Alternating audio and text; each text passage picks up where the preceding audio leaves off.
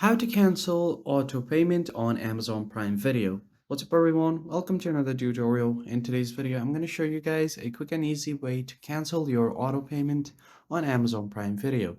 But before getting started, make sure to like the video down below and hit the subscribe button.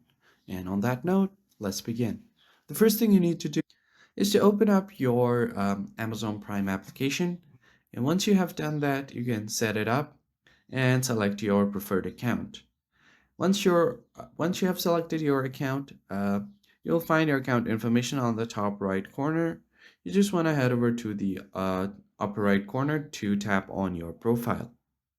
Now, once you tap on your profile, you'll see your watch list here, and you'll see the gear icon on the top right corner to open up your settings. Just tap on it.